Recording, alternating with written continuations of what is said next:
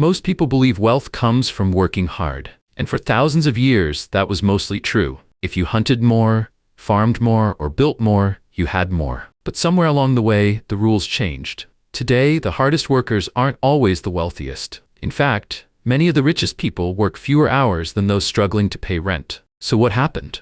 The answer lies in how money itself evolved, and how that evolution created entirely new ways to build wealth that have nothing to do with labor. Let's start at the beginning.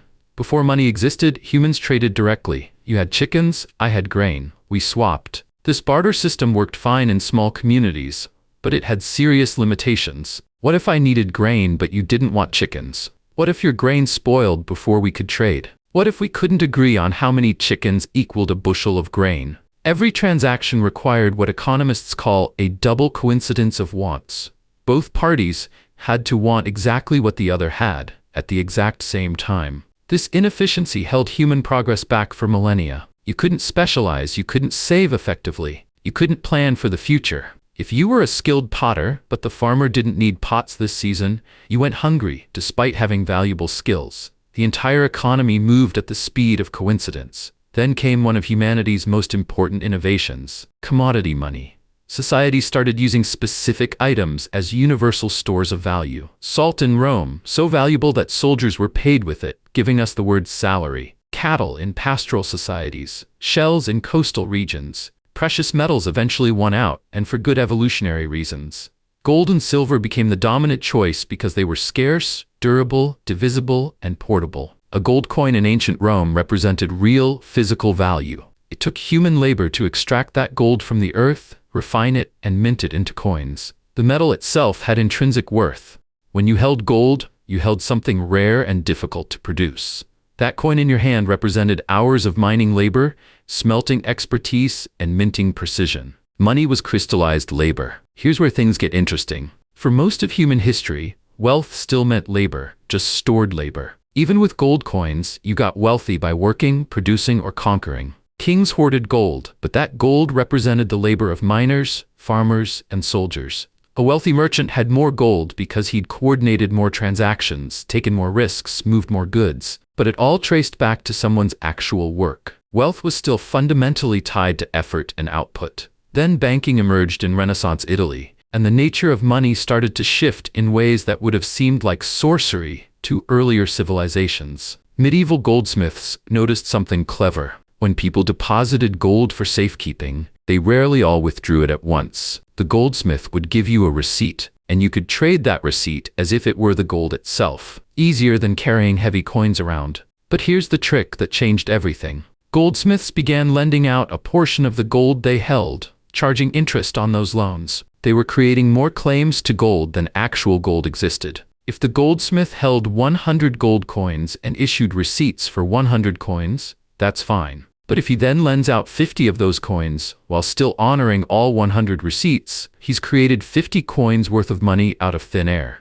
As long as everyone doesn't demand their gold simultaneously, which they rarely did, the system works. This is fractional reserve banking, and it fundamentally changed how money works. Suddenly, money wasn't just a representation of past labor. It became a tool for creating future claims on labor. A merchant could borrow money that didn't physically exist yet, invest it in a trading voyage, and pay back more than he borrowed. The goldsmith made money without producing anything tangible. The merchant made money by organizing and taking risk. Labor was still involved, but it was increasingly separated from wealth creation. The people getting wealthy weren't necessarily working harder. They were orchestrating systems. Fast forward to the modern era. In 1971, President Nixon completely severed the link between the US dollar and gold. Money became fiat. It has value simply because governments decree it does, and people trust that decree. There's no gold backing your dollar, euro, or yen. It's paper, or more often, just numbers in a computer database. The Federal Reserve can create billions of dollars with keystrokes. This shift is more profound than most people realize. Money is no longer a store of labor. It's not even really a store of value anymore. Inflation ensures it loses purchasing power over time. It's become primarily a medium of exchange, a unit of account, and increasingly, a tool for leverage and speculation. The rules of wealth accumulation changed entirely, but most people still operate under the old framework. They still believe wealth comes primarily from labor. They think like farmers hoarding grain when they should be thinking like goldsmiths creating receipts. Here's the gap that creates modern inequality. In the old system, your wealth was limited by your labor. You could only farm so much land, craft so many tools, work so many hours. There was a ceiling determined by time and energy. But in the modern system, wealth comes from ownership and systems, not just effort. The ceiling isn't your energy, it's your understanding of leverage and your access to capital. Consider two people. Person A works 60 hours a week as a skilled professional. A surgeon, a software engineer, a senior lawyer. They earn a high income, let's say $300,000 a year. Impressive by any measure. They pay off their student loans, buy a nice house, save diligently, max out their retirement accounts. They're doing everything right according to conventional wisdom. But their wealth is still fundamentally tied to their labor. If they stop working, the income stops immediately. Person B owns an apartment building with 20 units. They might work 20 hours a week, managing it, handling maintenance calls, dealing with tenant issues, but they earn money from 20 families paying rent every month. Let's say the building generates $200,000 in annual cash flow after expenses. Person B earns less than Person A. But here's what matters. Person B's wealth comes from ownership, not labor. They could hire a property manager, work 5 hours a week, and the money keeps flowing. Now add leverage and the gap explodes. Person B didn't buy that apartment building with cash. They borrowed 80% of the purchase price from a bank. They put down $200,000 and borrowed $800,000. The building is worth $1 million, generates income and appreciates over time. But they control all of that with just a fifth of the capital. Meanwhile, Person A, despite earning more per hour, can't access that same leverage because banks don't lend against future labor. They lend against assets. Person A can get a mortgage for their personal residence, sure, but they can't borrow against their future surgical income the way Person B can borrow against rental income from a tangible asset. Here's where it gets even more interesting. Let's say both properties, Person A's house and Person B's apartment building, appreciate 5% annually. Person A's $500,000 house gains $25,000 in value. Nice. Person B's $1 million building gains $50,000 in value. But remember, Person B only put down $200,000. That $50,000 gain represents a 25% return on their actual invested capital. Person A got a 5% return. Person B got 25%. Same market, same appreciation rate, but leverage multiplied Person B's returns by 5. This is why assets matter more than income in building wealth. Assets, real estate, businesses, stocks, intellectual property, generate returns independent of your time. Income from labor stops when you stop. Income from assets continues while you sleep, while you're on vacation, while you're sick. This isn't about being lazy. It's about understanding that time is your most finite resource, and wealth that requires your constant presence isn't really wealth. It's just a well-paid job. Time advantage compounds this effect exponentially. Wealthy families pass down assets that have appreciated for generations. A family that bought farmland outside Manhattan in 1900 for a few $1,000s now sits on property worth tens of millions. They didn't work harder than a family that rented. They didn't have superior character. They just owned something that became exponentially more valuable as the city expanded. Their descendants benefit from a century of compounding real estate appreciation, not a century of labor. The stock market operates on similar principles. When you buy shares in a company, you own a piece of a profit-generating system. That company might employ thousands of people working 40-hour weeks, innovating, producing, serving customers, but the profits flow primarily to the owners, the shareholders. The employees trade time for wages. The owners capture the surplus value creation. And those who bought early or bought more or borrowed to buy even more capture the largest share of that value creation. Here's where people get confused. They see wealthy individuals and assume those people simply worked harder or smarter. Sometimes that's true. Plenty of wealthy people built something genuinely valuable. But often, the wealthy person understood the system.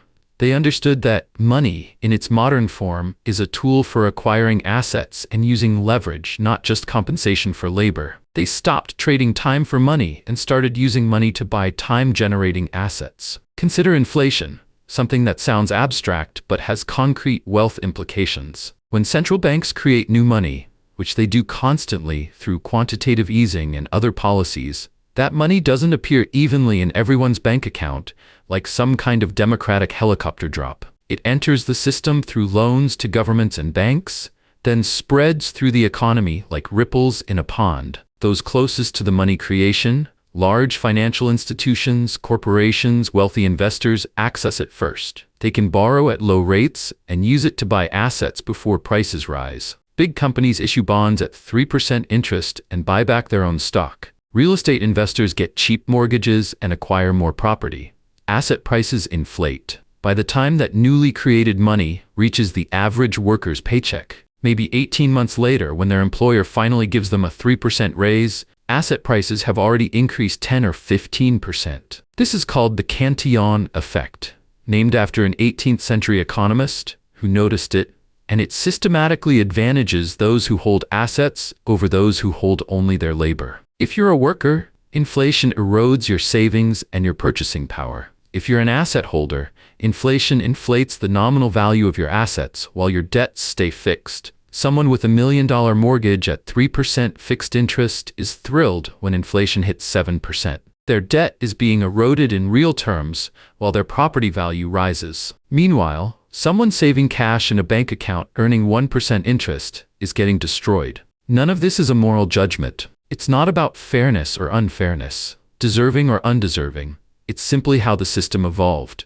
Money transformed from a representation of past labor into a tool for claiming future labor and coordinating economic activity. That transformation created new pathways to wealth that don't require proportional effort. The game changed, but nobody announced it clearly. Most people are still playing checkers, while a small minority realized we're playing chess. Many people spend their entire lives working hard within a framework designed for an economy that no longer exists. They optimize for income instead of ownership. They save cash instead of acquiring assets. They avoid debt entirely, not realizing that strategic leverage, the right debt used wisely, is how most substantial wealth is built. They're playing by rules that worked when money was gold, but money isn't gold anymore. It's not even paper anymore. It's code. It's credit. It's belief. Understanding this doesn't guarantee wealth. Markets crash, investments fail, timing matters enormously, and luck plays a bigger role than anyone comfortable admitting. But understanding the system is the first step. Wealth concentration isn't primarily about work ethic or intelligence or moral virtue. It's about positioning within a monetary system that rewards ownership, leverage, and time advantage over pure labor. The people who get richer aren't necessarily smarter or more deserving or better human beings. They're operating in a system that has evolved to favor assets and leverage over labor. They understood that the banker creates value differently than the builder, and that both create value differently than the landlord. The gap between those who understand this and those who don't continues to widen, not because one group works harder, but because they're playing entirely different games with the same pieces. The evolution of money from barter to commodity to paper to digital didn't just change how we exchange value. It changed who captures value. And until you understand that distinction, you're trying to get rich with a map from a different era. If this kind of clear, no-nonsense financial education interests you, subscribe. The next video breaks down exactly how leverage works and why it's both powerful and dangerous. Understanding money's evolution is just the beginning. Understanding how to position yourself within that evolution, that's where things get practical.